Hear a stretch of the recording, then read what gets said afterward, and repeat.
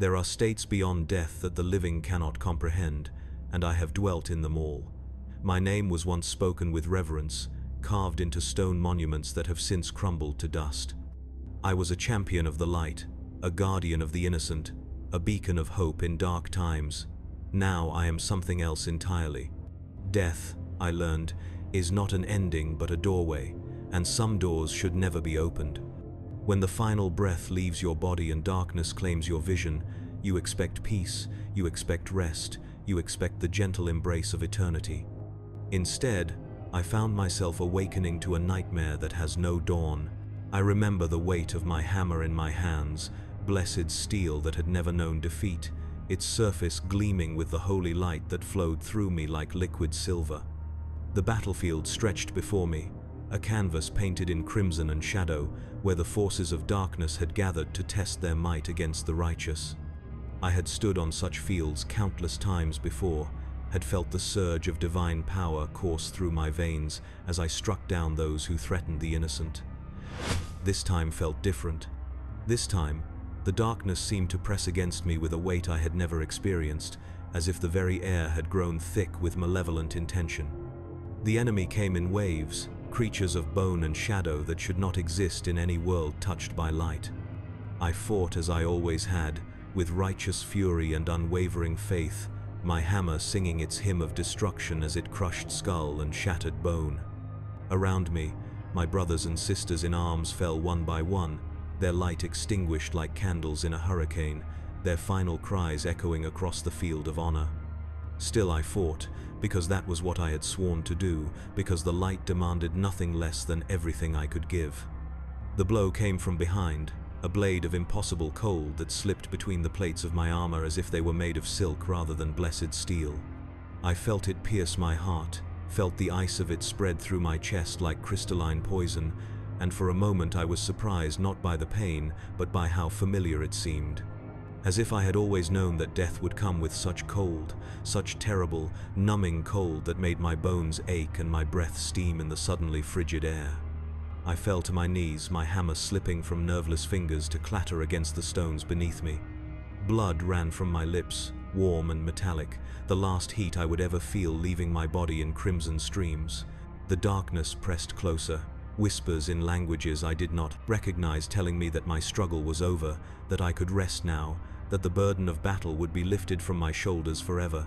I welcomed those whispers. I had fought for so long, had carried the weight of duty and righteousness for decades, and the promise of peace seemed like the greatest blessing imaginable. Death came like sleep after a day of hard labor, a gentle dimming of consciousness that began at the edges of my vision and slowly consumed everything I was.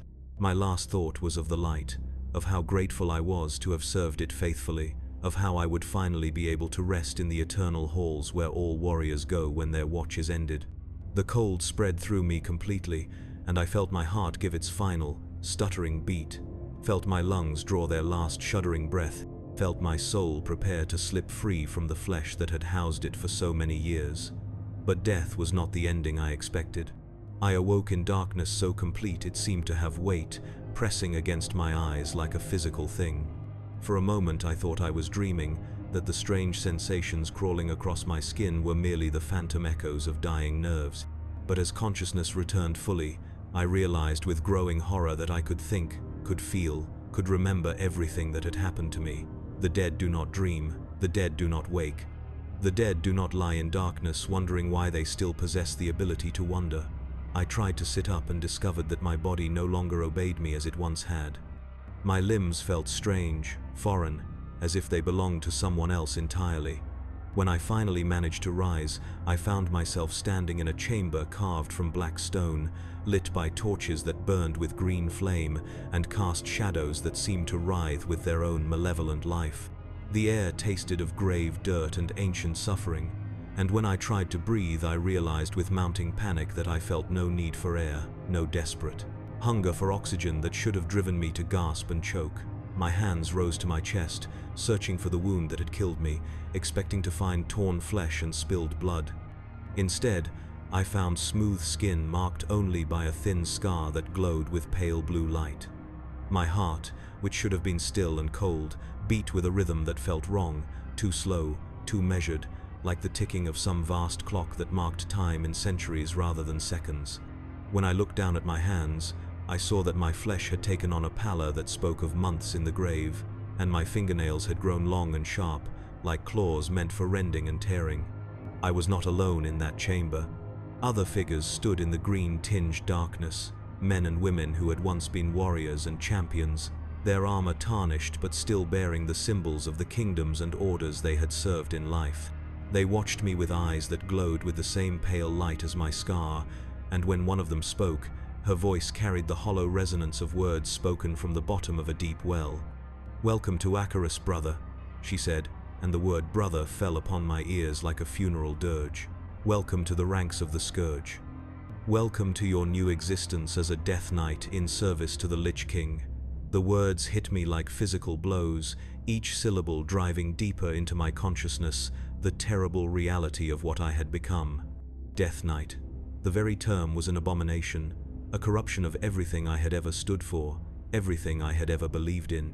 Death Knights were creatures of shadow and malice, beings that served the dark powers that I had spent my life fighting against.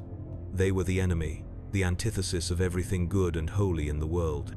But as I looked around that chamber, as I saw the assembled figures who had once been heroes and champions, I began to understand the horrible truth. We were all Death Knights now.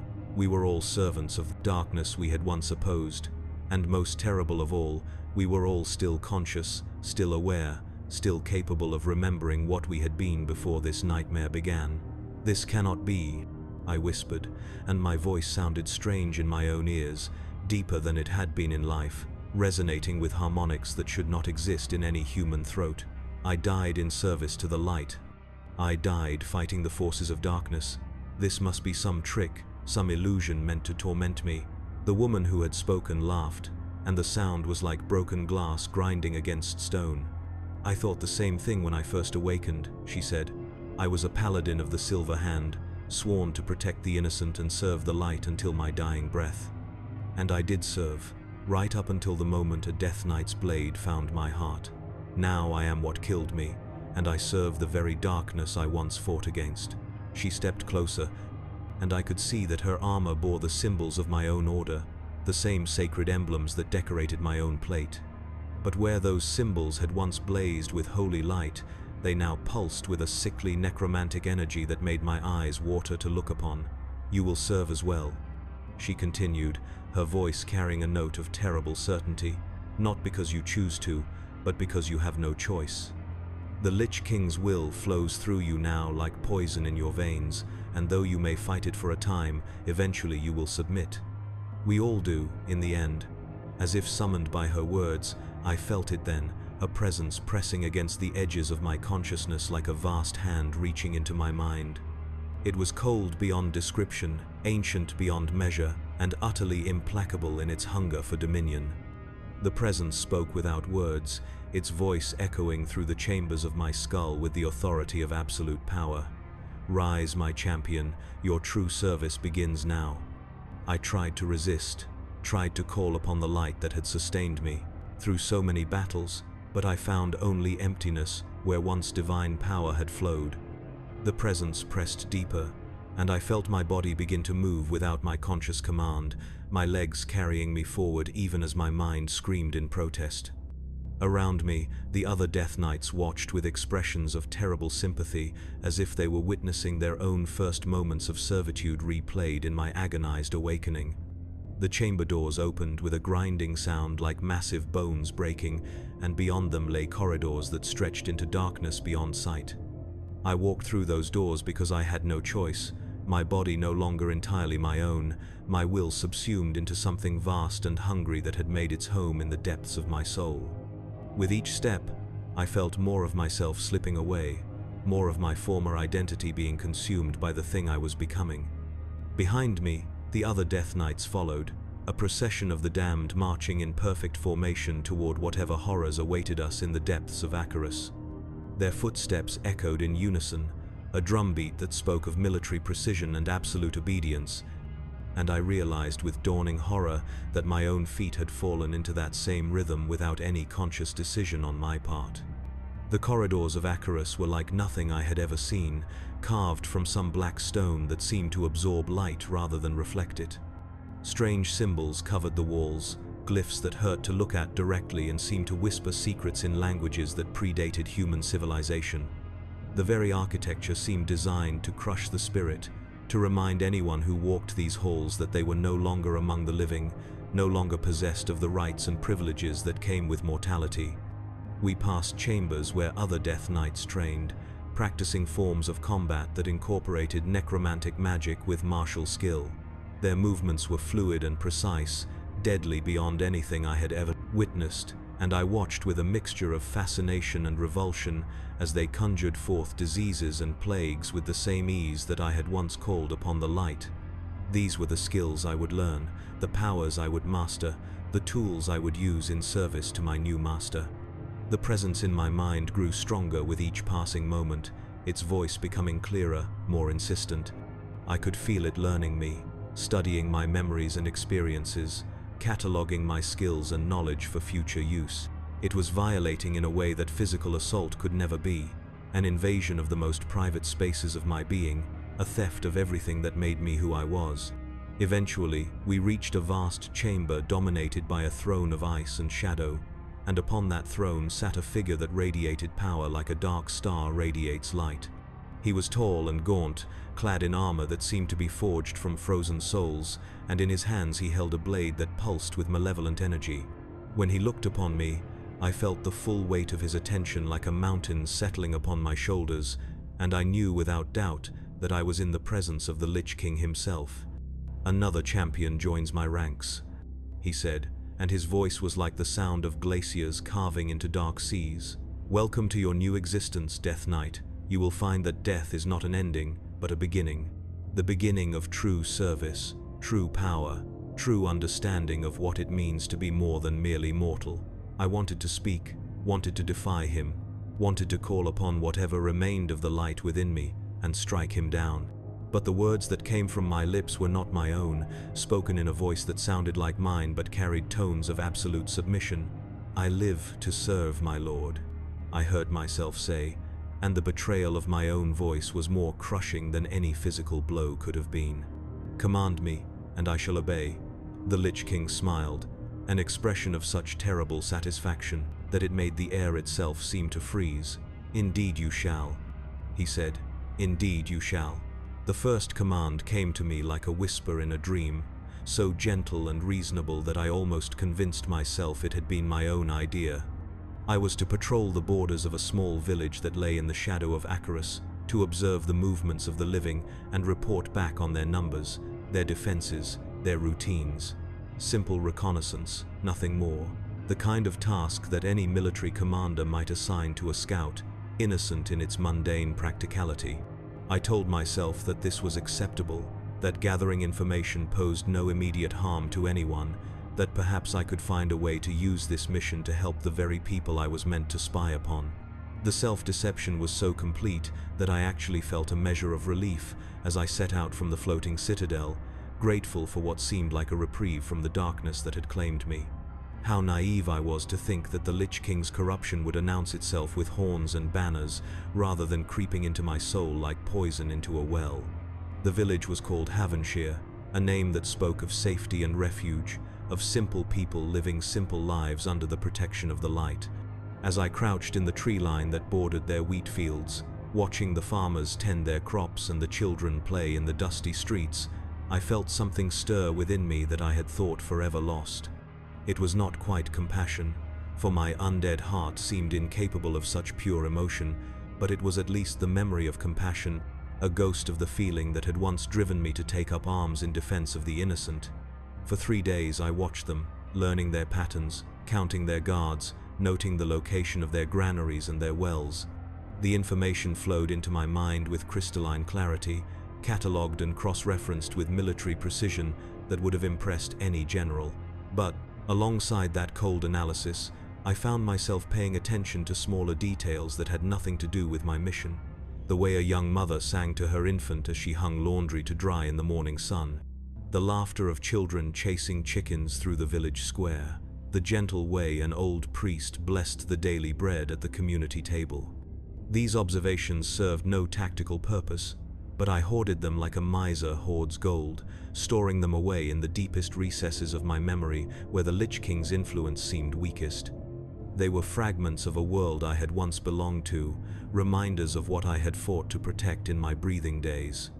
I knew even then that I was being foolish, that such sentimentality served no purpose in my current existence, but I could not help myself. The human soul, it seemed, did not die as easily as human flesh. When I returned to Acheris with my report, I told myself I had been successful in maintaining some vestige of my former self. I had completed the mission without causing harm, had observed without interfering, had remained merely a watcher rather than becoming an active agent of destruction. The Lich King received my intelligence with approval, his ancient eyes gleaming with satisfaction as I recounted the village's vulnerabilities and strengths. But even as I spoke, I could feel his attention pressing deeper into my thoughts, reading not just the words I spoke, but the emotions that lay beneath them. "You observed more than I commanded," he said, and his voice carried a note of terrible amusement. "You watched the children play, you listened to their songs. You remember what it felt like to care for such things." It was not a question but a statement, delivered with the certainty of one who had looked into my soul and found it as transparent as glass. "Yes, my lord," I admitted, because lying to the Lich King was not merely futile but dangerous beyond measure. "Old habits die hard, it seems." "Indeed they do," he replied, and I heard something in his voice that might have been approval. "This is good. Your former attachments will make you more effective in the tasks to come. The living trust more readily those who seem to remember what trust means." The second command came a week later, and this time the whisper in my mind carried a sharper edge. I was to return to Havenshire, but not as an observer. A supply caravan was due to arrive from the capital, carrying weapons and armor that would strengthen the village's defenses. I was to intercept this caravan, kill the guards, and ensure that the supplies never reached their destination. The weapons would be claimed for the scourge, while the death of the guards would serve as a warning to others who might think to resist our growing power. This time there could be no self-deception, no pretense that I was merely gathering harmless information. I was being ordered to kill, to rob, to spread fear and despair among the very people I had once sworn to protect. Every fiber of my being that still remembered what I had been cried out against such an act, but even as I formed arguments and justifications for refusing, I felt my body responding to the command with eager anticipation. The compulsion was subtle at first, manifesting as a vague restlessness that made it difficult to remain still, a growing sense that I needed to be moving, to be doing something, to be fulfilling the purpose for which I had been awakened. But as the hours passed, the feeling intensified, becoming a burning itch beneath my skin that demanded satisfaction. By the time night fell, I found myself standing at the gates of Acheris without any clear memory of having decided to go there, my feet having carried me toward my mission, while my conscious mind wrestled with moral objections that seemed increasingly distant and abstract. The caravan was small, perhaps a dozen guards escorting 2 wagons loaded with supplies. They were good men, I could see that, even from a distance. They sat their horses with the easy confidence of professional soldiers, but their eyes held the warmth of those who fought for causes they believed in rather than mere coin. They joked with each other as they rode, sharing stories and complaints in the manner of comrades who had served together for years. One of them, a grizzled sergeant with scars on his hands and kindness in his eyes, reminded me so strongly of a friend from my living days that I felt something twist painfully in my chest. I told myself I would find another way, that I could complete my mission without unnecessary bloodshed. Perhaps I could frighten them into fleeing, or create some distraction that would allow me to claim the supplies without harming the guards. But even as I entertained these thoughts, I felt the Lich King's will pressing against my consciousness like a tide of ice water, washing away my hesitation and filling me with purpose that was not my own. The attack came with mechanical precision that horrified me even as I executed it with flawless skill. My runic blade sang through the air, trailing frost and shadow as it carved through armor and flesh with equal ease. The guards fought bravely, but they were mortal men facing a creature that had been designed specifically to kill their kind. One by one they fell, their blood steaming in the cold air as their life force drained away into the hungry earth. The sergeant was the last to die, and as I stood over his fallen form, I saw recognition dawn in his fading eyes. He had known me in life, had served alongside me in some long-forgotten campaign against the enemies of the light. His lips moved as if to speak my name, but only blood emerged, and then his eyes grew still and empty. I stood there in the aftermath, surrounded by the bodies of good men whose only crime had been to serve their kingdom with honor and dedication. The supplies were mine to claim, the mission completed with ruthless efficiency, but victory tasted like ashes in my mouth. This was what I had become, what I would always be from this moment forward. A killer of the innocent, a destroyer of hope, a weapon in the hands of the very darkness I had once opposed. When I returned to Akerus, I found other Death Knights waiting for me in the common chambers where we gathered between missions. They looked upon me with eyes that held a mixture of sympathy and understanding, the recognition of one who had passed through the same crucible they had all endured. There was Thessarian, who had once been a paladin of Stormwind, his noble features now marked by the pale complexion and glowing eyes that marked our kind. Beside him stood Koltira Deathweaver, formerly of the High Elves, his elegant features twisted into an expression of perpetual sorrow. "The first kill is always the hardest," Thessarian said, his voice carrying the hollow resonance that marked all of our speech. "You remember what it felt like to have a choice, to be able to say no when duty demanded something abhorrent. That memory will fade with time, but the pain of losing it never quite goes away. How do you bear it?" I asked, and the question emerged as barely more than a whisper. "How do you continue to exist, knowing what we have become?" Koltira laughed, but there was no humor in the sound, only the bitter acknowledgement of shared suffering. "We bear it because we have no choice," he said. "And because somewhere deep inside, in places that the Lich King has not yet touched, we remember that we were once something more. That memory is both our greatest torment and our only salvation." The third command came not as a whisper but as a roar that filled my skull with purpose so pure and overwhelming that resistance never even occurred to me. I was to return to Havenshire one final time, but now my mission was no longer reconnaissance or theft. I was to kill everyone in the village, every man, woman and child, and then raise them as undead, servants for the Scourge. The living had served their purpose as sources of intelligence and fear, but now they would serve a greater cause as mindless slaves in the army of the dead.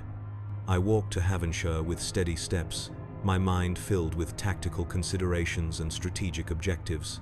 The most efficient approach would be to strike at night when the villagers were asleep in their beds, to move from house to house with systematic precision until none of the living remained. I could use my necromantic powers to animate the newly dead even as I killed the still living, creating an expanding army that would make my task easier with each victim claimed. These thoughts flowed through my consciousness with crystal clarity, unmarked by doubt or hesitation. The Death Knight who had agonized over killing a handful of guards was gone, replaced by a creature of perfect efficiency and ruthless purpose. I felt no sadness at this transformation, no regret for the humanity I had lost. Indeed, I felt nothing at all beyond the cold satisfaction of a weapon being used for its intended purpose. The village slept peacefully under a canopy of stars that seemed distant and cold, their light offering no warmth to the darkness that walked among the humble cottages and quiet streets. I began my work in the house closest to the forest, a small dwelling where an elderly couple lay sleeping in their bed, their faces peaceful in the moonlight that filtered through their window. My blade made no sound as it ended their dreams forever, and the necromantic energy that flowed from my fingertips lifted them from their eternal rest to serve a new master. House by house, life by life, I methodically extinguished the light of Havenshire. The young mother who had sung to her child died clutching her infant to her breast, both of them rising moments later as hollow-eyed servants of the Scourge. The priest who had blessed the daily bread attempted to call upon the light to protect his flock, but holy power could not stand against the consuming darkness that had claimed his former champion. Children who had laughed and played in innocent joy became shambling horrors that would spread fear and despair wherever they walked. By dawn, Havenshire was no more. Where once a thriving community had stood, Now only the undead remained, their empty eyes reflecting the pale light of morning as they awaited my commands. I felt a deep satisfaction at the completeness of my victory, at the efficiency with which I had transformed a bastion of hope into a breeding ground for nightmare. This was what I was meant to do, what I had been created to accomplish. I was death incarnate, the Lich King's will made manifest in the world of the living. But as I stood among the ruins of what had once been a place of peace and safety, I caught a glimpse of my reflection in a broken window, and for just a moment I saw not the perfect weapon I had become, but the man I had once been. His face looked back at me with eyes full of horror and revulsion, and I realized with dawning terror that he was still there somewhere deep inside, trapped and helpless but still aware, still capable of feeling the weight of every atrocity committed in his name. The realization lasted only an instant before the Lich King's will reasserted itself, washing away doubt and replacing it with the cold certainty of purpose fulfilled. But that brief moment of clarity was enough to plant a seed of understanding that would grow in the darkness of my enslaved soul. I was not merely a weapon. I was a prisoner, and my jailer was the very consciousness that wore my face and spoke with my voice. The true horror of my existence was not that I had become a monster, but that some part of me remained human enough to understand what I had lost. The Lich King's approval flowed through me like winter wind, carrying with it the promise of greater tasks to come, darker missions that would test the limits of my newfound efficiency. I welcomed that approval, craved it like a drug, and in my eagerness to please, I felt the last vestiges of my former self being consumed by the thing I was becoming. Soon, I knew, even the memory of choice would be gone, and I would be free from the burden of conscience that still occasionally tormented me. But until that blessed numbness finally claimed me completely, I would continue to serve, to kill, to spread the darkness that had become my master and my purpose. For I was a death knight of the scourge, and death was all I had left to give. Time became a river that flowed without banks or destination, carrying me through seasons and years that blurred together like watercolors in rain. The campaigns began shortly after Havensshire, each mission flowing seamlessly into the next, creating an endless tapestry of death and conquest that stretched across the length and breadth of the continent. I learned to measure my existence not in days or months, but in the number of settlements burned, the count of heroes fallen, the tally of innocents raised to serve the Scourge's inexorable advance. The first year brought the Scarlet Crusade campaigns, where I marched alongside my fellow Death Knights through the verdant fields of Tirisfal glades, our boots crushing wildflowers that would never bloom again. The Crusaders fought with the desperate fury of the truly faithful, their blessed weapons crackling with holy energy as they sought to purge the corruption we carried in our wake. I found their dedication admirable in an abstract way, like appreciating the craftsmanship of a blade even as it sought your throat. Captain Valroth led their defense of Havenshire's neighboring settlements, a paladin whose righteousness burned so brightly it was almost painful to behold. When I finally cornered him in the ruins of his command post, his hammer glowing with the same light I had once channeled, I felt something stir in the depths of my consciousness. For just a moment, I remembered what it felt like to stand in his place, to face impossible odds with nothing but faith and steel. The memory was sharp enough to make me hesitate, my blade wavering in my grip as competing loyalties warred within my skull. The hesitation lasted perhaps 3 heartbeats before the Lich King's will reasserted itself, flowing through me like liquid ice and washing away all doubt. My sword found its mark with surgical precision, piercing the gap between breastplate and helmet where blessed steel could not protect mortal flesh. As Valroth's light faded and his eyes grew dim, I felt nothing but the cold satisfaction of a task completed efficiently. The man who had remembered compassion was gone, consumed by the thing I was becoming. The second year brought the siege of Andorhal, where the living had fortified themselves behind walls of blessed stone and prayers whispered in desperate hope. We came to them like winter itself, inexorable and merciless, our siege engines hurling not mere stones but the reanimated corpses of their fallen comrades. I remember standing atop the battlements as the city burned below, watching civilians flee through streets choked with smoke and terror, and feeling nothing more than mild interest in the tactical implications of their panic. It was during the Andorhal campaign that I first noticed the changes in my own memory, the way certain faces had begun to blur at the edges like old paintings exposed to too much sunlight. The priest who had married me to my beloved wife, whose name I was beginning to struggle to recall, became a vague figure in robes rather than the kindly man who had blessed our union with tears of joy in his eyes. My childhood home, once as clear in my mind as if I had walked its halls that very morning, faded to an impression of warmth and safety without distinct details to anchor it in memory. The realization should have frightened me, should have driven me to desperate attempts to preserve what remained of my past. Instead, I found the forgetting to be a mercy, a gradual anesthesia that made my current existence more bearable. Each lost memory was a chain broken, a weight lifted from shoulders that had grown weary of carrying the burden of a life that no longer mattered. I welcomed the forgetting, embraced it as a friend who promised to ease the pain of being trapped between what I had been and what I was becoming. The third year saw me leading my own contingent of newly raised Death Knights, teaching them the arts of war and necromancy with the same methodical precision that had once made me an effective paladin. These fresh converts still retained the bewildered anguish of recent transformation, their eyes holding depths of horror that would, in time, be worn smooth by the grinding repetition of service. I looked upon their suffering with something approaching nostalgia, remembering when I too had possessed the capacity for such acute emotional pain. Among my charges was a young woman named Elizara, who had been a priestess of the light before her death and subsequent resurrection. She wept tears of ice during her first week of service, the frozen droplets shattering against the stone floors of Acheris, like her faith had shattered against the reality of her new existence. She begged me to help her remember the prayers that had once brought her comfort, to teach her how to call upon the light that no longer answered her desperate pleas. I told her what Thessarian had told me, what Koltira had told him, what countless Death Knights had told their successors since the first of our kind drew unbreath. The pain would fade with time, I assured her, and forgetting was not a curse but a blessing that would free her from the weight of what she had lost. I spoke these words with the calm authority of experience, but even as they left my lips I felt a hollow ache in my chest, a phantom pain from the space where my heart had once beaten with mortal rhythm.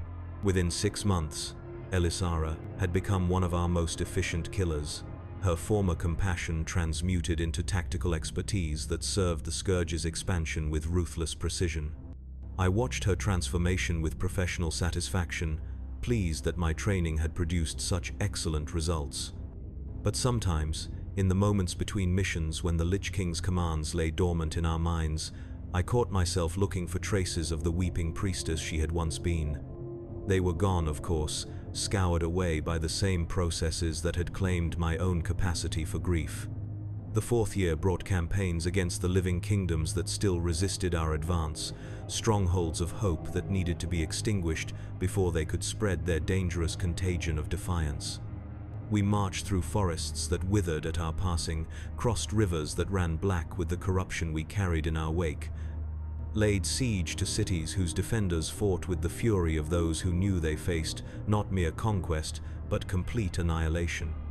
It was during the assault on Stratholme that I encountered a face from my past, a fellow paladin named Marcus, who had served alongside me in the days when we both carried the light like a banner against the darkness. He recognized me despite the changes that undeath had wrought upon my features, and for a moment we stood facing each other across a courtyard slick with blood and rain. Two warriors who had once fought side by side, now destined to end their brotherhood with blade and sorcery. "I know you," he said, his voice carrying a mixture of horror and desperate hope. "You were Sir Garrett of Westfall, champion of the Silver Hand, protector of the innocent. There's still time to turn back, brother. The light has not abandoned you completely. I can see it flickering in your eyes like a candle flame in winter wind." His words struck me with unexpected force, penetrating layers of necromantic conditioning to reach something buried deep within my consciousness. For one terrible, wonderful moment I remembered everything. The weight of my hammer in living hands, the warmth of sunlight on my face, the sound of children's laughter echoing through the halls of my family home. I remembered love. Real love that had nothing to do with duty or obedience, love that had filled my heart with purpose beyond mere survival. The memory was so vivid that I actually stumbled, my sword dropping from nerveless fingers to clatter against the cobblestones. Marcus stepped forward, his own weapon lowered, hope blazing in his eyes as he reached out with one gauntleted hand toward the man he thought might still exist beneath the monster I had become. But the moment passed like a fever breaking, and with it went the last traces of whoever Sir Garrett of Westfall had been. My blade rose with mechanical precision, finding the gap in Marcus's armor that his gesture of friendship had exposed. He died with my name on his lips, not the designation I bore as a Death Knight, but the name my mother had whispered when she held me as an infant. As his blood pooled around my boots, I felt nothing at all, neither satisfaction nor regret, nor even the hollow ache that had occasionally marked the passing of my former emotions.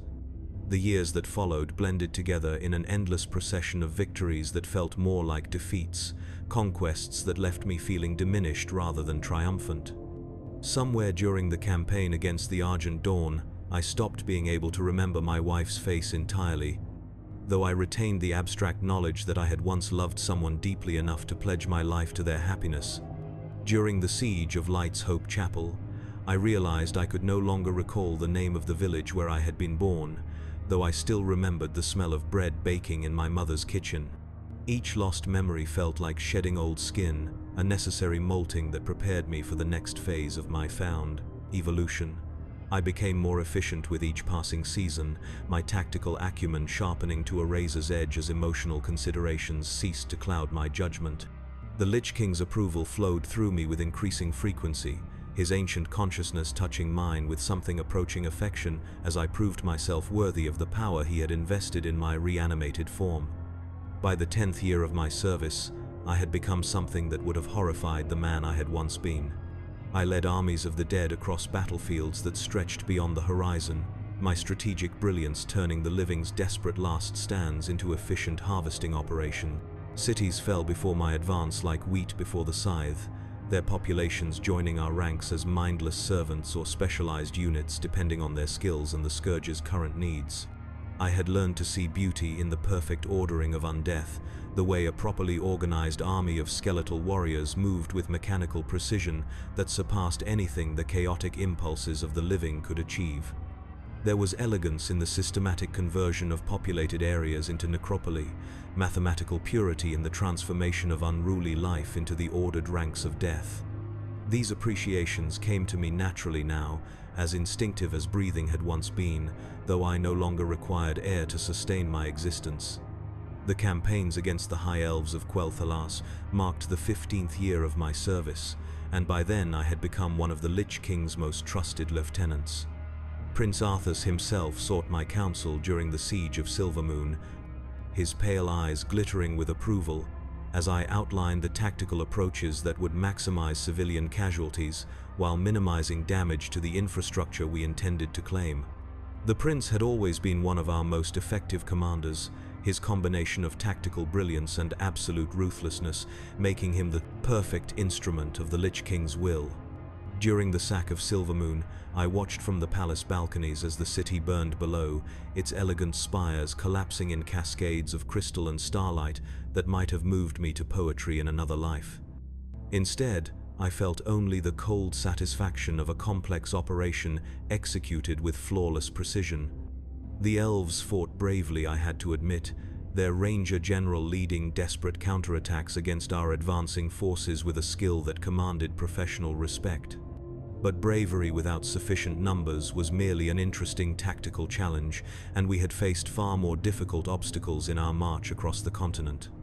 When Sylvanas Windrunner finally fell to Prince Arthas's blade, her death marked not just the end of elven resistance, but the completion of another phase in my own transformation. I felt nothing watching her agonized final moments, neither pity for her suffering nor satisfaction at the victory her death represented. She was simply another obstacle overcome, another step in the inexorable advance of the Scourge toward its ultimate objective. The capacity to see her as anything more than a tactical consideration had been burned out of me years ago, along with so many other remnants of the man I had once been. The 20th year brought campaigns beyond the borders of the Eastern Kingdoms, expeditions to distant lands where new forms of resistance tested our ever-evolving strategies. I found myself adapting to face opponents whose tactics differed radically from anything we had encountered before. Desert nomads who fought like the wind itself, and jungle dwellers who turned the very trees against our advance. Each new challenge refined my skills further, stripped away another layer of unnecessary complexity from my consciousness, brought me closer to the perfect efficiency that the Lich King demanded from his servants. Somewhere during those distant campaigns, I realized that I had stopped dreaming entirely. The brief respites of unconsciousness that punctuated my existence no longer brought visions of warmth and light, no longer tormented me with fragments of memories I could no longer fully recall. Sleep became simply a period of reduced activity, a time when my consciousness dimmed but never truly rested, always ready to respond to my master's call with instantaneous obedience. This change should have marked the final victory of death over whatever traces of life still lingered in my animated form. Instead, I found that the absence of dreams brought with it a strange sort of clarity, a crystalline awareness of my purpose that had been clouded by the chaotic interference of mortal emotion. I was a weapon, perfectly crafted and precisely maintained, designed for a single purpose that I fulfilled with increasing artistry. The question of whether this was what I wanted had become as meaningless as asking whether a sword enjoyed cutting or a hammer took pleasure in driving nails. By the 25th year, I commanded legions of Death Knights who looked upon me with the same mixture of fear and admiration that I had once reserved for the ancient liches who had trained me in the arts of undeath. Many of them were converts from my own campaigns, heroes and villains alike who had fallen before my blade and risen again to serve the cause that had claimed them. I taught them what I had learned about the necessity of forgetting, about the mercy that came with the gradual erosion of everything that had made them who they were in life. Some of them fought the process longer than others, clinging to names and faces and dreams that served no purpose in their new existence. I watched their struggles with patient indifference, knowing that time would accomplish what argument could not.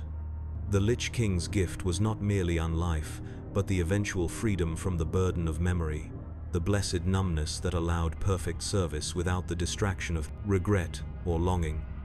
As the years accumulated behind me like discarded armor, I came to understand that I had achieved something approaching immortality, though not the glorious eternal life that the living imagined when they dreamed of conquering death. I was deathless but not truly alive, conscious but not genuinely aware, powerful but ultimately powerless to choose any path other than the one my master had laid out before me. It was a sort of existence that would have driven my former self to madness, but madness required a depth of feeling that I no longer possessed. The campaigns continued, season after season, year after year, an endless procession of victories that brought us ever closer to the Lich King's ultimate goal of transforming the entire world into an ordered realm of undeath. I fought because fighting was what I had been created to do, killed because killing was my function, conquered because conquest was the purpose that justified my continued existence. The man who had once asked questions about duty and morality was gone, replaced by something far more useful to the cause we served. And in the depths of winter, when the wind howled through the ruins of cities I had helped to destroy, I sometimes caught myself listening for echoes of voices I could no longer remember, searching for traces of warmth in a world that had grown forever cold. But these moments passed quickly, subsumed once again into the rhythm of eternal service that had become the only constant in my existence. The campaigns called, and I answered, and the wheel of war turned on through all the long years of darkness. The moment of true understanding came not in battle or during the aftermath of conquest, but in the silence between commands, when my consciousness drifted in the strange twilight realm that served as rest for creatures such as myself. I was standing in the great hall of Acheris, watching newly raised Death Knights receive their first assignments, when the full horror of my existence crystallized with such clarity that it felt like being struck by lightning made of ice and revelation.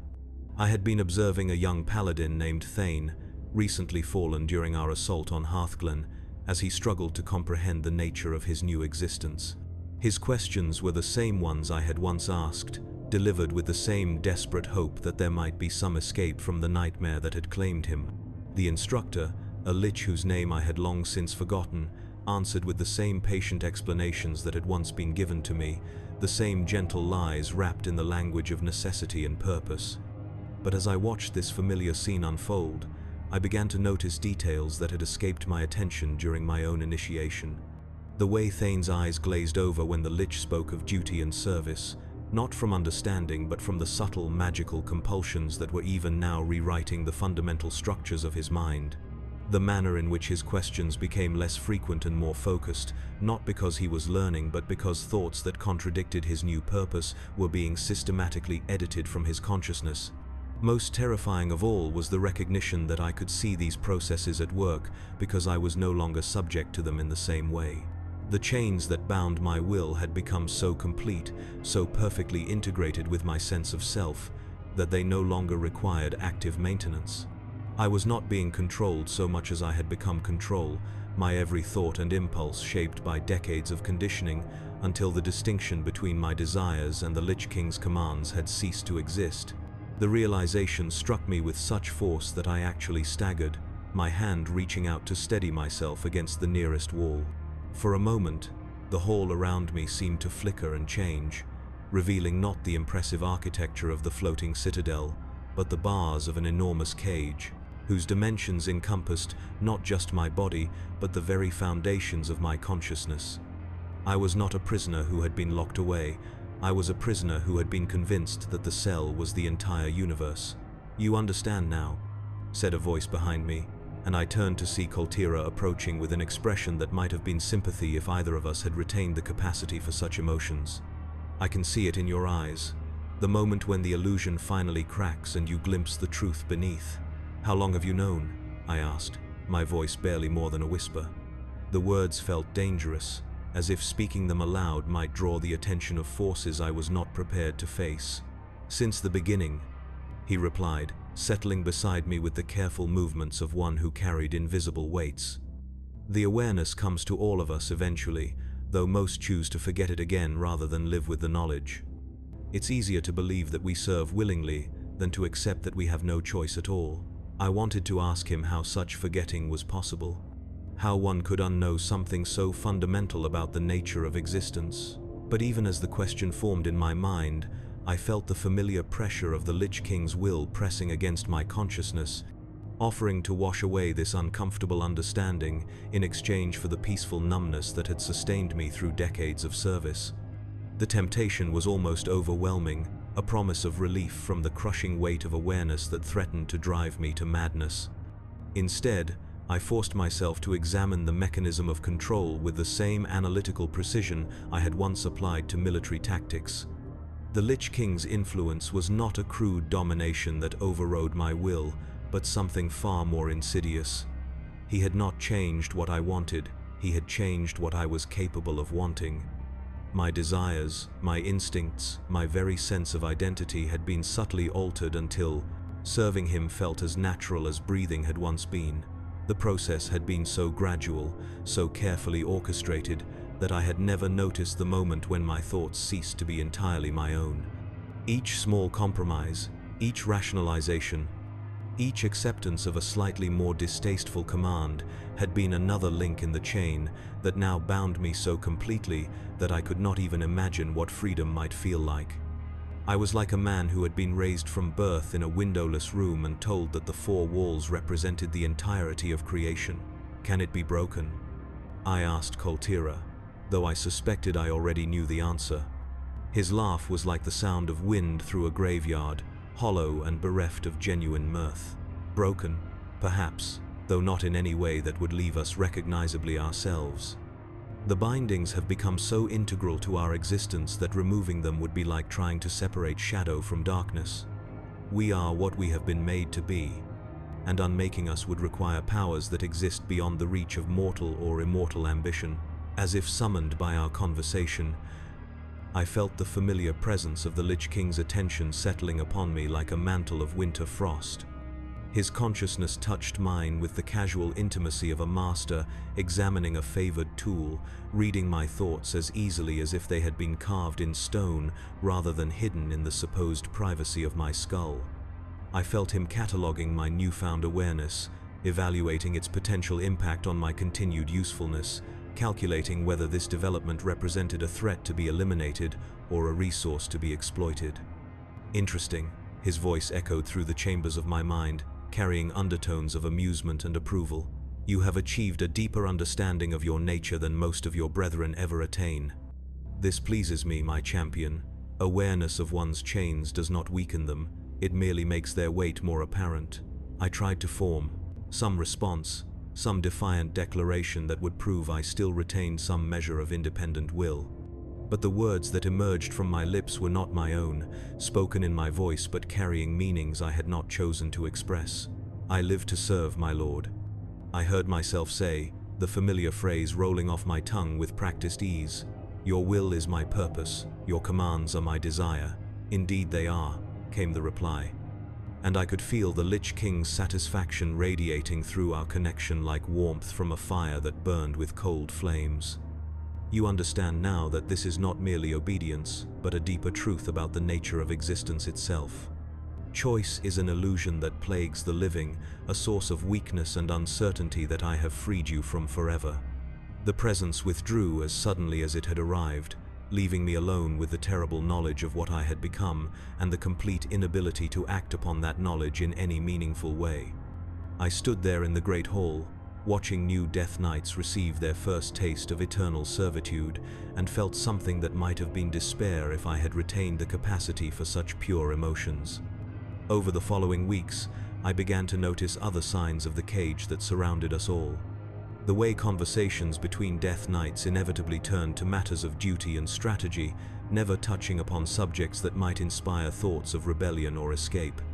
The manner in which our memories of life continued to fade, not through natural forgetting but through careful editing that removed anything that might serve as an anchor to independent identity. Most disturbing was the realization that these restrictions felt entirely natural, as if they were expressions of our own preferences rather than limitations imposed from without. I wanted to focus on matters of tactical importance. I wanted to forget the distractions of my former existence. I wanted to serve the Lich King with Paisley Siles, perfect loyalty and efficiency. These desires felt completely authentic, arising from the deepest parts of my consciousness. And yet I now understood them to be as artificial as the reanimated flesh that housed my enslaved spirit. I attempted, in small ways, to test the boundaries of my prison. During a mission to suppress resistance in the Alterac Mountains, I delayed my attack on a group of refugees by perhaps 30 seconds, telling myself I was conducting a more thorough tactical assessment. The delay felt like moving through molten lead, every moment of hesitation fighting against impulses so powerful they seemed to originate from my very bones. When I finally struck, the relief was so intense it was almost euphoric, like finally surrendering to an irresistible physical need. The refugees died just as quickly as they would have if I had attacked immediately, their brief reprieve serving no purpose except to demonstrate the futility of my resistance. But those 30 seconds taught me more about the nature of my bondage than years of philosophical contemplation could have achieved. I was not prevented from disobeying the Lich King's will. I was prevented from wanting to disobey it for more than the briefest moments before the very desire became too painful to sustain. I began to observe my fellow Death Knights with new eyes, searching for signs that others had achieved similar moments of clarity. Most showed no indication of awareness beyond the surface level, understanding that they served a master who commanded their loyalty. They spoke of their missions with genuine enthusiasm, their past lives with indifference or mild distaste, their future with the serene confidence of beings who knew their purpose and found satisfaction in fulfilling it. But occasionally I caught glimpses of something deeper in their eyes, a flicker of recognition or a moment of hesitation that suggested the cage might be visible to them as well. Thasarian sometimes paused in the middle of sentences, as if he had been about to say something important before forgetting what it was. Elizara had developed a habit of staring at her hands for long periods, as if trying to remember what they had once been used for beyond dealing death. These observations led me to a disturbing conclusion. We all experienced moments of awareness, brief cracks in the conditioning that allowed us to glimpse the truth of our situation. But for most of us, these moments were so painful and so ultimately pointless that our minds learned to edit them out, treating them as meaningless glitches rather than glimpses of a larger reality. The cage was designed not just to contain us, but to make us complicit in our own imprisonment, to transform us into willing participants in our own subjugation. The Lich King's genius lay not in his ability to control our actions, but in his talent for making us believe that his desires were our own. We served him with perfect loyalty, not because we were forced to, but because we had been changed at such a fundamental level that serving him was the only action that felt authentic to our altered natures. Rebellion was not prevented. It was made unthinkable by ensuring that we lacked the mental framework necessary to conceive of alternatives to our current existence. As my understanding deepened, I began to appreciate the true scope of the trap that had claimed us all. The Lich King had not simply raised us from death to serve as his soldiers. He had crafted us into perfect weapons by eliminating everything that might interfere with our efficiency. Love, compassion, independent thought, moral consideration, even the simple desire for self-preservation had all been carefully excised from our consciousness, leaving behind beings who could commit any atrocity with the clear conscience of creatures following their natural instincts. This realization brought with it a strange sort of peace, the bitter comfort that comes from finally understanding the true nature of one's circumstances. I was not a fallen hero struggling against corruption. I was a tool that had achieved perfect integration with its intended function. The man I had once been was not imprisoned within this undead shell. He was simply gone, erased as completely as if he had never existed, replaced by something that retained his memories and skills, but none of his fundamental character. The campaigns continued, and I participated in them with the same ruthless efficiency that had made me one of the Lich King's most valued servants. But now I observed my own actions with a kind of detached fascination, watching myself perform acts of calculated cruelty with the dispassionate interest of a scholar studying the behavior of some exotic species. I was simultaneously the observer and the observed, the puppet and the audience watching the puppet dance. During the siege of Dalaran, I found myself standing over the body of an apprentice mage who could not have been more than 16 years old, his robe still smoking from the necrotic energies that had ended his brief life. For just a moment, I experienced something that might have been regret, a fleeting acknowledgement that this boy's death served no purpose beyond demonstrating the Scourge's power to those who might think to resist us. But the emotion passed almost as quickly as it had arrived, swept away by the familiar tide of satisfaction that accompanied the successful completion of an assigned task. The boy's death was not a tragedy. It was simply another step in the inexorable advance of the Lich King's will. To think of it as anything more would be to indulge in the kind of inefficient sentimentality that had been burned out of me years ago. I knelt beside the body, not to mourn but to begin the process of raising another servant for our ever-growing army. The spell came as naturally as breathing once had, the words of power flowing from my lips with practiced ease. Within moments, the boy rose again, his eyes now glowing with the same pale light that marked all of our kind, his brief life of study and hope replaced by an eternity of service to the very forces that had destroyed everything he had once held dear. As I watched him take his place among the ranks of newly converted Death Knights, I felt the familiar warmth of the Lich King's approval flowing through our connection. This was what I had been created to do, what I excelled at beyond all other functions. I was death made manifest, the bridge between the world of the living and the realm of eternal servitude. The knowledge that I was perfectly suited to this role should have filled me with pride or satisfaction. Instead, I felt nothing at all, and in that absence of feeling, I found the most perfect expression of what I had become. I was beyond emotion now, beyond the petty concerns that had once motivated mortal action. I was pure function, distilled purpose, the Lich King's will given form and consciousness. The chains that bound me were not visible because they had become indistinguishable from my very being, and in the depths of that understanding, I finally achieved the peace that had eluded me since the moment of my awakening in Acheris. I was exactly what I was meant to be, and wanting to be anything else was as futile as wanting to be someone else entirely. The cage was perfect because it was invisible, unbreakable because it felt like freedom, eternal because it had convinced us that we were choosing our own imprisonment. The war continued, and I continued to serve, and the wheel of darkness turned through all the long years of night. The decades bled into centuries like ink spreading through water, each year indistinguishable from the last in the endless procession of seasons that marked time for creatures who no longer aged or changed. I watched empires rise and fall, witnessed the birth and death of kingdoms whose names would be forgotten before their stones had fully crumbled to dust. Heroes emerged from obscurity to blaze briefly across the sky of mortal ambition before being snuffed out by time or steel, or the inexorable advance of the scourge. Through it all, I remained constant, unchanging, a fixed point around which the chaos of mortal existence swirled like leaves in an autumn wind. The first century passed almost without my notice, marked only by the gradual accumulation of victories and the steady expansion of territories under our dominion. Cities that had once stood as bastions of hope became corrupted wastelands where only the dead could thrive. Forests that had sheltered generations of living creatures were transformed into twisted mockeries of their former selves, their branches heavy with the fruit of unnatural growth.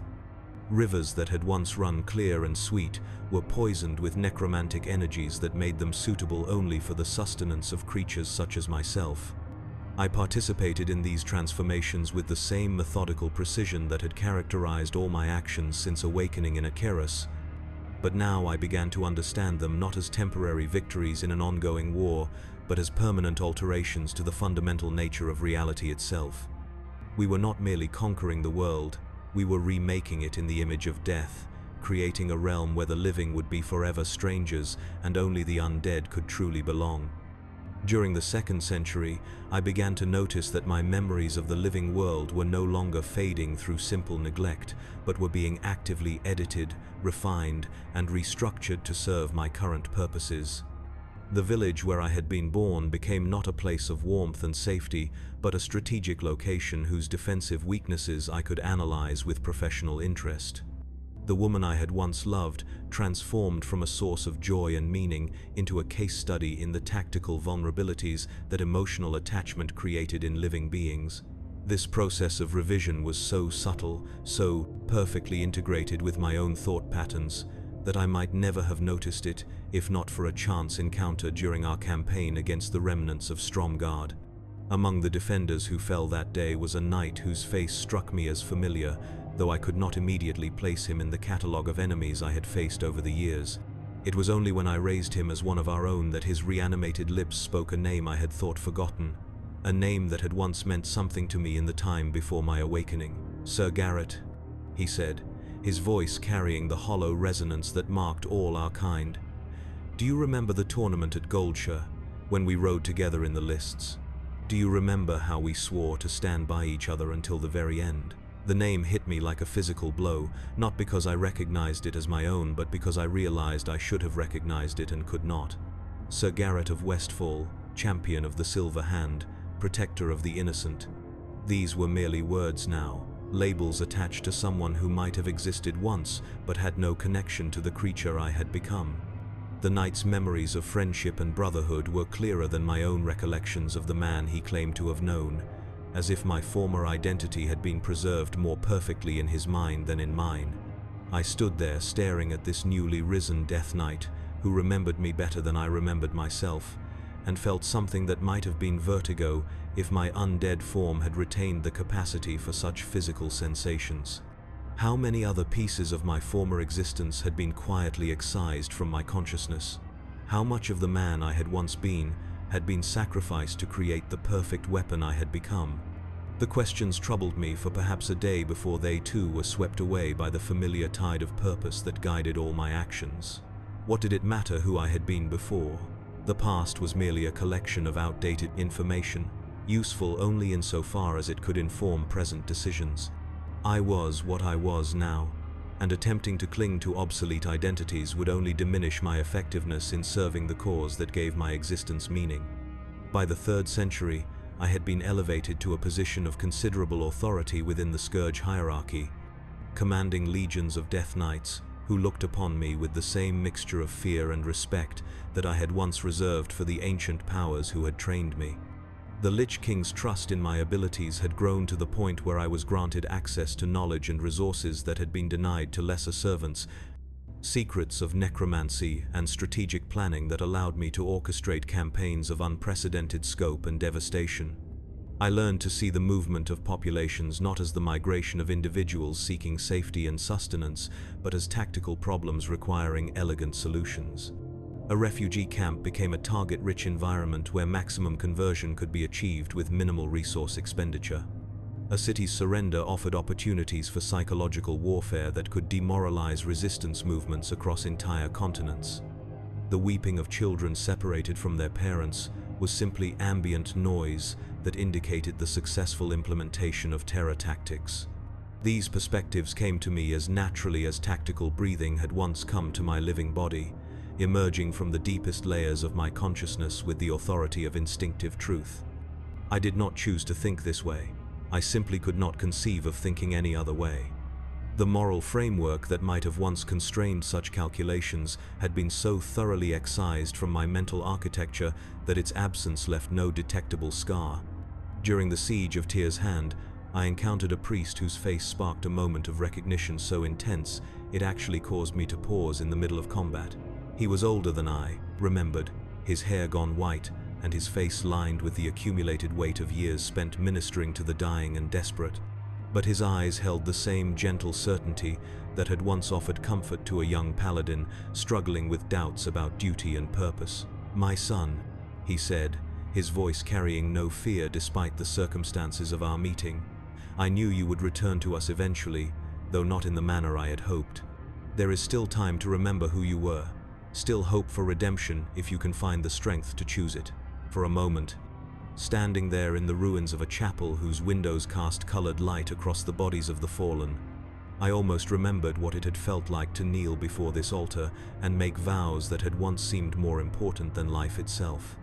The memory was fragmentary, incomplete, like trying to recall a dream upon waking, but it carried with it an emotional resonance that cut through the layers of conditioning that had accumulated over the centuries. But the moment passed as all such moments did, consumed by the inexorable pull of the purpose that defined my existence. My blade found its mark with the same precision that had made me valuable to both the light and the darkness that had claimed me. The priest died with forgiveness on his lips, his blood mixing with the holy water that had blessed countless ceremonies in happier times. As I watched his corpse rise to join our ranks, its eyes now glowing with the same pale fire that marked all our kind, I felt something that might have been loss if I had retained the capacity for such emotion. Not grief for the man who had died, but a vague sense that something important had been misplaced, some key to understanding mysteries that no longer seemed relevant to my current existence. The 4th century brought campaigns beyond the borders of any kingdom I could remember from my living days, expeditions to distant continents where new forms of resistance tested our evolving strategies. I found myself adapting to face opponents whose entire approach to warfare differed fundamentally from anything we had previously encountered. Primitive societies that fought with the fury of cornered animals and civilizations so advanced that their magic made our necromancy seem crude by comparison. Each new challenge refined my skills further, taught me new applications for the powers I had been granted, expanded my understanding of what was possible when death became merely another tool to be wielded with precision and artistry. I learned to raise armies from the bones of creatures that had been extinct for millennia, to corrupt the very air so that breathing became a source of infection rather than sustenance, and to turn the natural world itself into a weapon against those who had once found shelter within its embrace. But with each new technique mastered, each fresh horror perfected, I found myself drifting further from any connection to the world of the living. Their concerns became increasingly alien to me, their motivations as incomprehensible as the behavior of insects or the movement of clouds.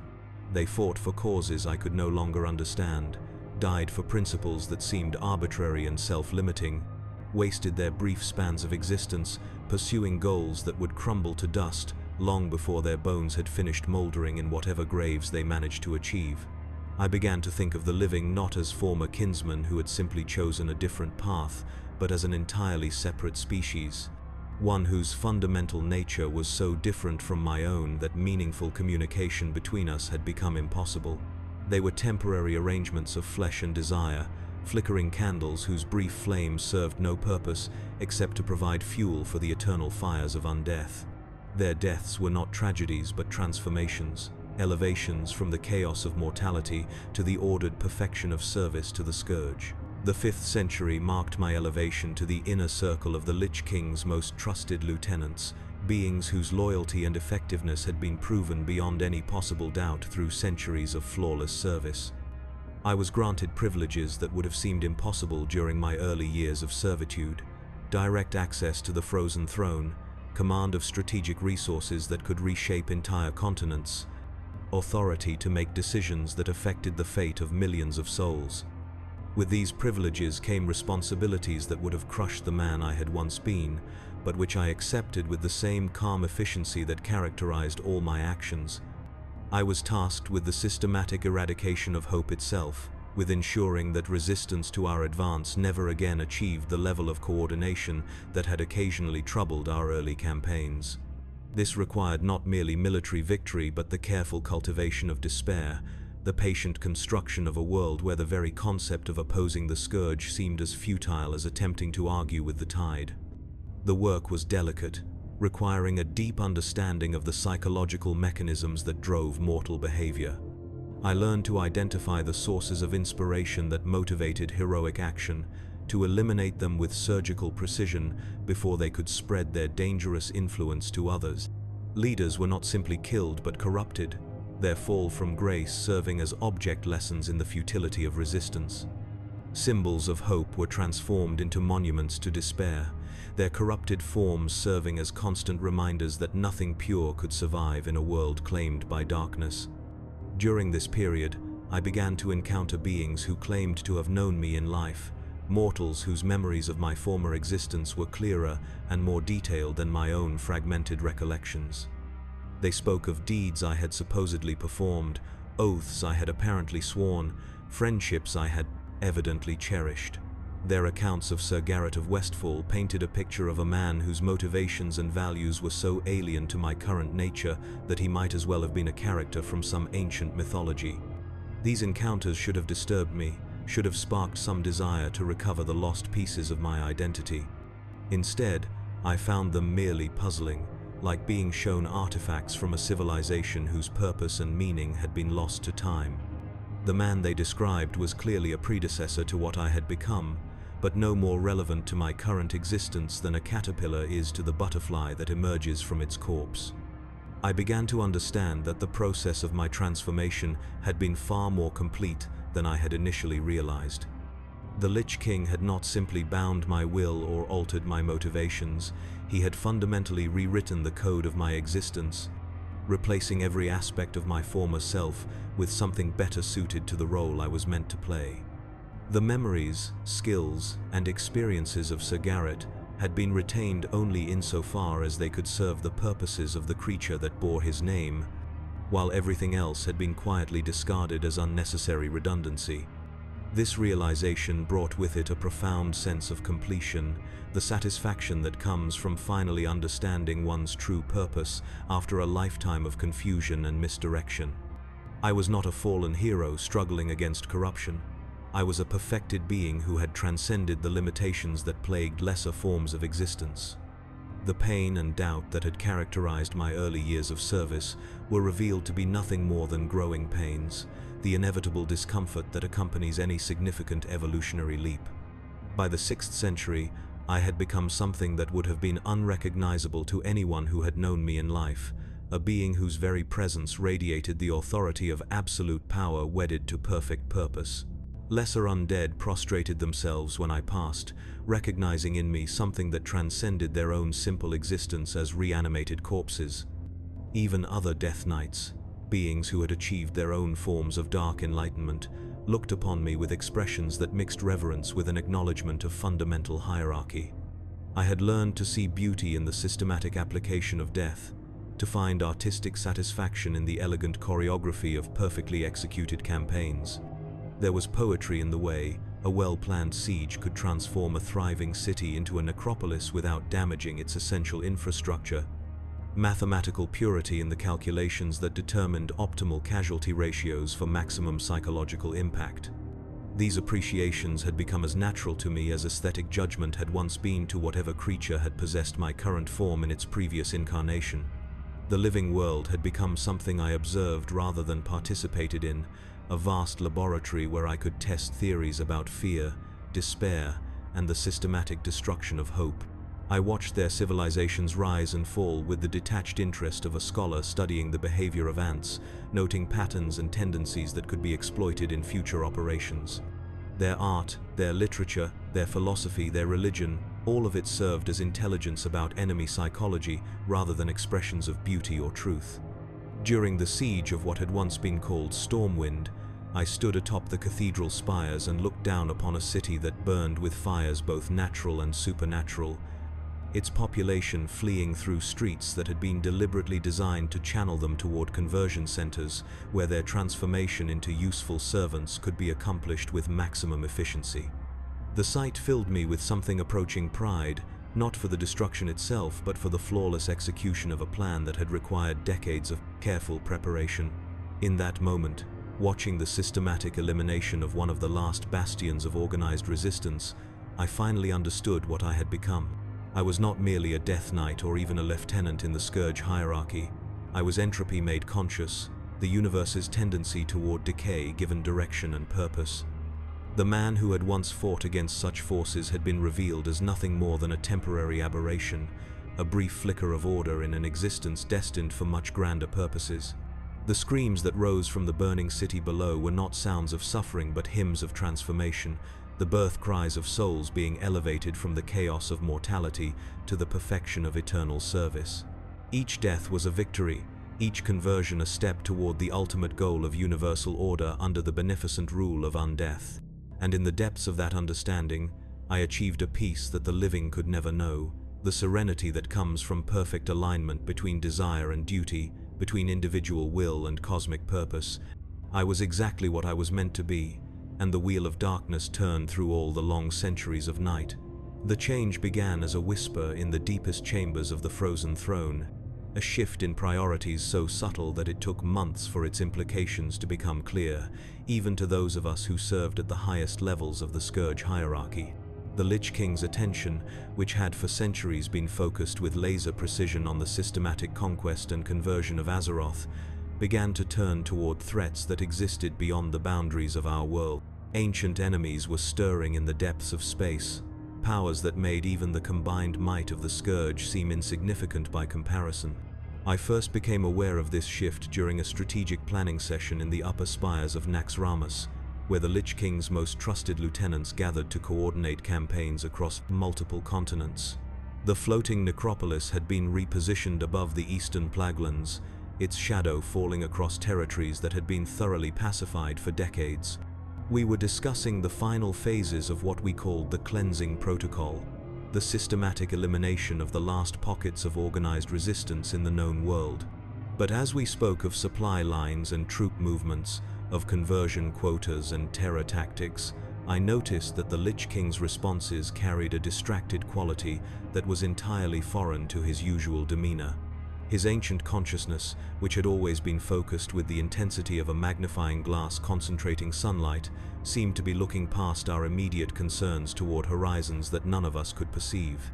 "The Legion stirs," he said suddenly, his voice cutting through our discussions like a blade through silk. "Ancient pacts are being honored, old debts called in. The time approaches when we must choose between remaining slaves to our former masters or ascending to claim the power that is rightfully ours." The words sent a ripple of unease through the assembled Death Knights and Liches, though none dared to voice the questions that hung in the air like smoke. We had all heard whispers of the Burning Legion, fragments of intelligence about demonic forces that had supposedly been involved in our creation, but such matters had always seemed distant and irrelevant to our immediate objectives. Now, suddenly, they were being presented as the paramount concern that would shape all our future operations. Over the following weeks, the implications of this shift became increasingly apparent. Resources that had been allocated for expansion campaigns were redirected toward defensive preparations. Death Knights who had been leading successful operations in distant lands were recalled to Northrend for special assignments, whose nature was not disclosed to the general population of our forces. Most significantly, the Lich King himself began to spend long periods in complete isolation, communing with powers that existed beyond the physical realm.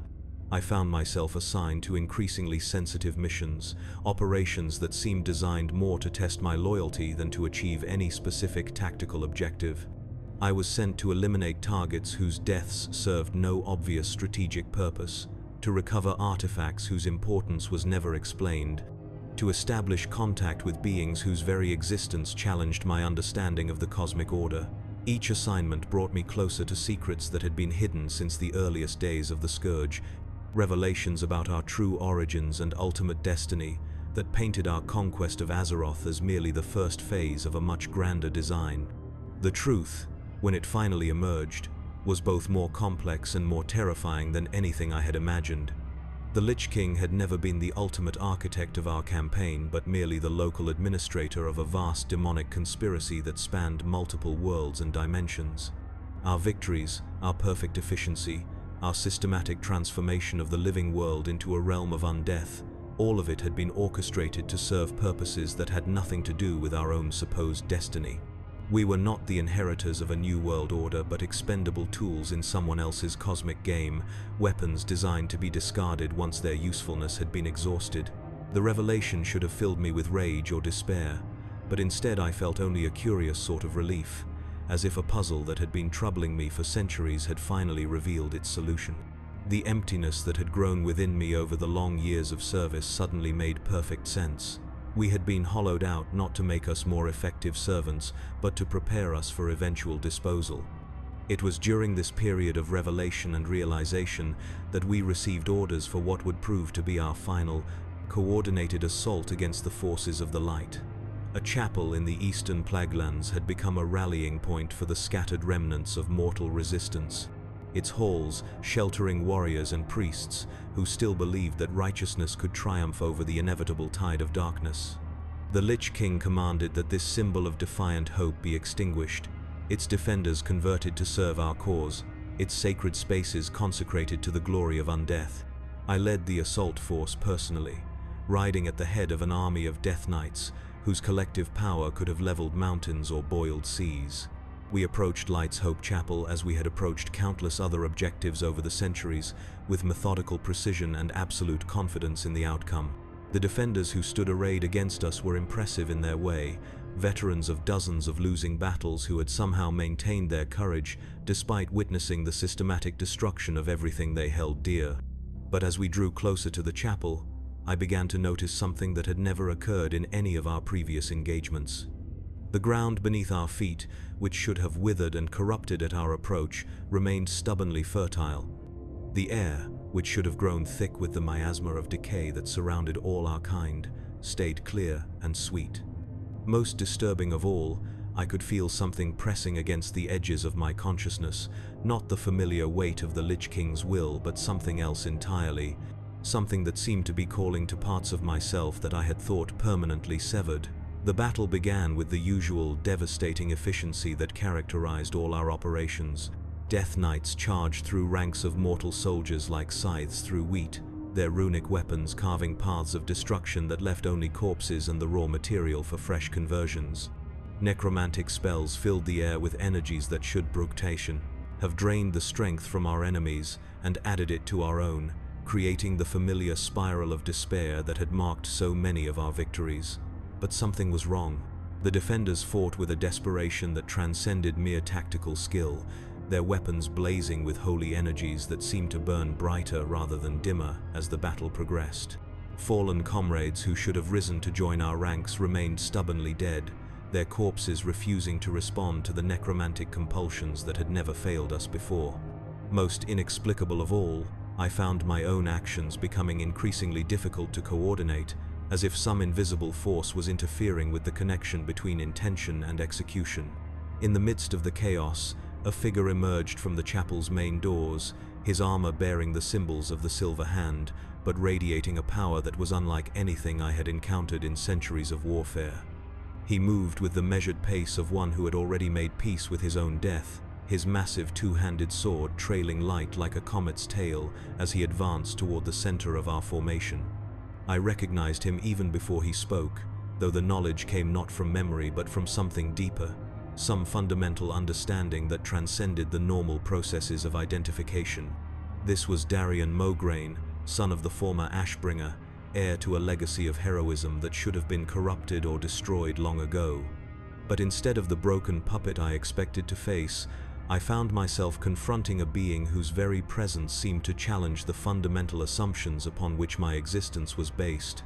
"I know why you have come," he called out, his voice carrying across the battlefield with supernatural clarity.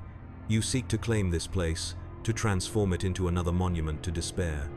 But some things cannot be corrupted, some lights cannot be extinguished, and some prices are worth paying to preserve what matters most." The words struck me with an impact that was entirely disproportionate to their content, resonating through chambers of my consciousness that I had thought sealed forever. For the first time in centuries, I felt something that might have been doubt, a questioning of purposes that had seemed as immutable as the movement of celestial bodies. The sensation was so alien that it actually caused me to stumble, my mount shying beneath me as if it too had been affected by whatever force was emanating from the chapel. Before I could recover my equilibrium, Darian raised his sword high above his head, the blade blazing with a light so pure it seemed to burn away shadows that had existed since the world's creation. "For the light!" he cried, and brought the weapon down upon his own chest, piercing his heart with the same precision that I had once used to end the lives of countless enemies. The explosion of radiance that followed defied description in any language that I knew. It was as if the sun itself had descended to touch the earth, washing over our assembled forces with an intensity that should have been merely painful, but instead felt like something far more profound. I felt layers of conditioning and control being stripped away like old paint, dissolved by powerful solvents, revealing surfaces beneath that I had forgotten existed. The connection to the Lich King, which had been as constant and reliable as gravity for more centuries than I could count, simply vanished. One moment I was an extension of his will, a perfectly tuned instrument responding to the slightest variation in his commands, and the next I was utterly alone in my own mind for the first time since awakening in Acheris. The silence where his voice had been was so complete it felt like deafness, so overwhelming that I actually cried out in shock and confusion. But far worse than the absence of external control was the sudden, crushing return of everything that had been suppressed for so long. Memories flooded back, not as the carefully edited fragments that had been permitted to remain, but in their original, unfiltered intensity. I remembered what it had felt like to love without reservation, to protect without considering the cost, to believe in principles that transcended mere survival. I remembered the weight of vows freely given, the warmth of friendship uncomplicated by calculation, the simple joy of existing in a world where goodness was possible. Most terrible of all, I remembered every single atrocity I had committed in service to the darkness that had claimed me. Each murder, each corruption, each moment of casual cruelty played out in my mind with perfect clarity, unmarked by the emotional numbness that had made them bearable at the time. The village of Havenshire blazed in my memory like a wound that would never heal, its innocent inhabitants rising from their deathbeds to serve the very evil that had destroyed their dreams of peace and safety. I fell from my mount, landing heavily on ground that no longer felt solid beneath my hands and knees. Around me, I could see other Death Knights experiencing similar reactions, their perfect discipline shattered by the return of consciousness they had thought permanently severed. Some wept tears of ice that shattered on impact with the earth. Others screamed with voices that had not been used for genuine expression in centuries. A few simply stood frozen, their minds apparently unable to process the magnitude of what they had lost and what they were now being forced to remember. The battle, which had raged with supernatural ferocity only moments before, ground to a complete halt as both sides struggled to comprehend what had just occurred. The defenders of Light's Hope Chapel stood among us like shepherds in a field of confused sheep, their weapons lowered but ready, their faces reflecting a mixture of hope and wariness as they witnessed the collapse of forces that had seemed invincible only minutes earlier. A voice cut through the chaos, strong and clear and entirely human in its emotional resonance. "Death Knights of the Scourge," it called, and I looked up to see Tyrion Fordring himself standing where Darion's sacrifice had broken our chains. "You are free now, free to choose your own path, free to seek redemption for the darkness you have served. But freedom is not a gift. It is a responsibility that must be accepted willingly. The words should have filled me with hope, but instead they brought only crushing despair as I contemplated the full magnitude of what redemption might require. How could I atone for centuries of murder and corruption? How could I make amends for evils so vast that entire kingdoms had been erased from existence? The man I had once been would have welcomed the chance to make things right, but that man had died long ago, leaving behind only a broken remnant that retained his memories but none of his fundamental innocence. Some of my fellow Death Knights were already kneeling, offering their services to this new banner of hope with the same absolute commitment they had once given to the Lich King. Others wandered the battlefield like lost souls, searching for purpose in a world that suddenly offered too many choices rather than too few. A few had already departed, disappearing into the wilderness to seek their own answers to questions that had no easy solutions. I remained where I had fallen, staring at hands that had dealt so much death, trying to reconcile the crushing weight of memory with the impossible prospect of moving forward. Freedom, I realized, was not the blessing I had imagined during my brief moments of awareness over the centuries. It was a burden almost too heavy to bear, a responsibility that demanded constant choice when choice itself had become nearly impossible to contemplate.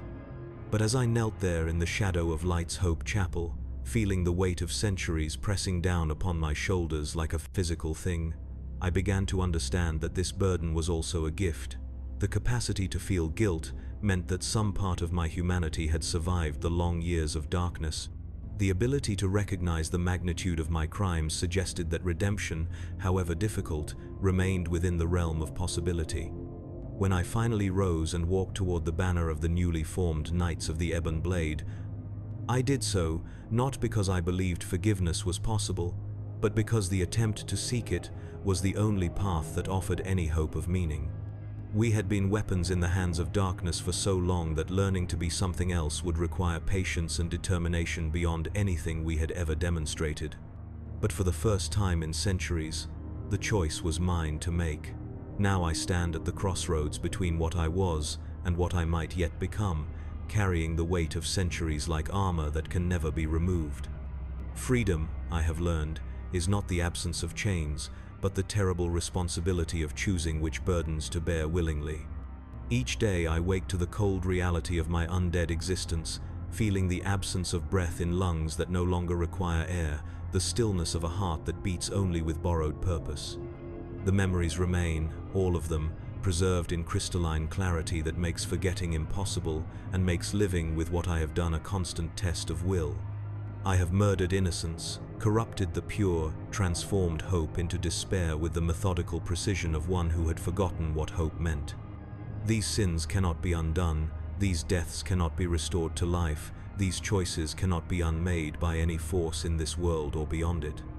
Yet, I continue, not because I believe redemption is possible, but because the attempt to seek it is the only path that offers meaning to an existence that might otherwise be nothing more than an elaborate form of damnation.